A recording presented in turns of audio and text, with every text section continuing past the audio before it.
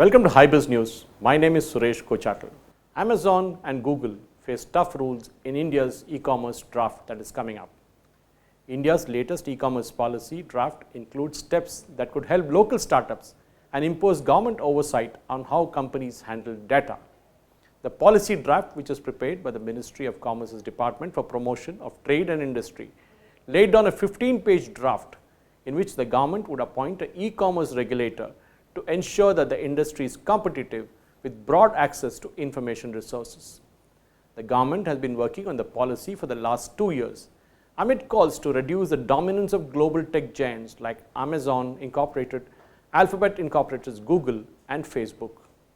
E-commerce companies will be required to make data available to the government within 72 hours, which would include information related to national security, taxation, law and order. The draft policy also said that e-commerce platforms would be required to provide consumers the details of the sellers, including phone numbers, customer complaint contacts, email addresses, and for imported goods, the country of origin and the value of work done in India. That should be clearly specified in the product. Hyundai's online car buying platform received 15 lakh visitors since March, said the company on Monday. The online car buying platform has recorded over 15 lakh visitors and 20,000 registrations since its launch in March this year. HMIL said in a statement that with the click and buy online sales platform that integrates over 600 dealerships, the automaker is offering a complete end-to-end online car buying experience that enables customers to purchase cars from the convenience and safety of their homes. The company has also said that it has partnered with leading banks like HDFC and ICICI in order to facilitate applications of loans online without the need to visit any branch for approval. The platform has seen outstanding traction, recording over 20,000 registrations and over 1,900 bookings, and is a testament of the customer trust in the brand, said HMIL MD and CEO SS Kim. With digital buying becoming a new normal during the COVID-19 pandemic and the lockdown being unlocked now, the company will continue to provide smart mobility solutions, ensuring a seamless online car purchase experience for its customers.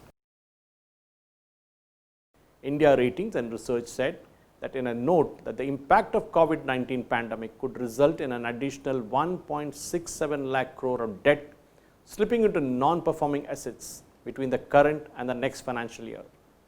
The rating agency analyzed the top 500 debt-heavy private sector borrowers and said that the additional stressed loans will take the cumulative quantum of delinquent loans to about rupees 4.21 lakh crore over the FY 21 and 22.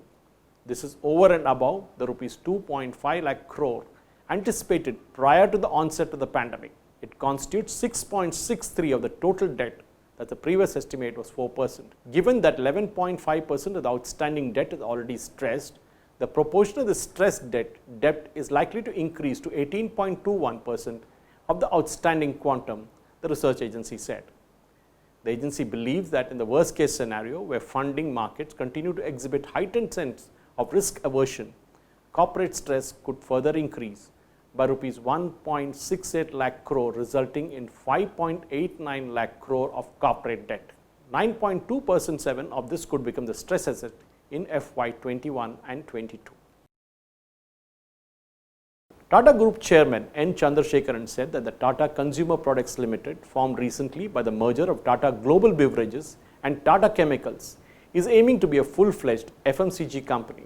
The merger, which took effect in February 2020, will provide a broader exposure to growth and opportunity in the FMCG space. He also said that the COVID-19 pandemic impacted business in the last quarter of 2019-20 and the first quarter of the current fiscal. The company is now expecting a slow recovery of the supply chain, and they expect that the pandemic to continue in the near term, and the company is positive about the current fiscal and beyond. Mr. Chandrasekaran said that the company will strengthen distribution and marketing channels so that its products are available nationwide. It will also bolster its presence in the United States, United Kingdom, and Canada.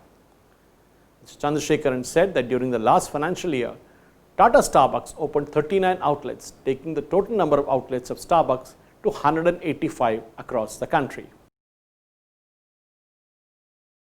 State Bank of India is ready to invest rupees 750 to rupees 1000 crores and leverage its YONO platform to set up business-to-business e-commerce marketplace for micro, small and medium enterprises.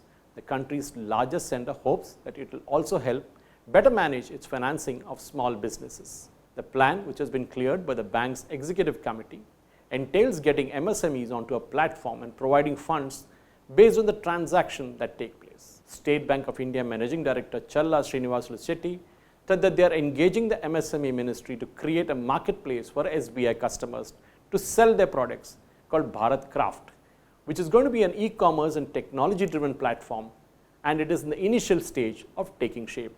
YONO is currently used by the bank to hawk its products and is also an e-commerce platform.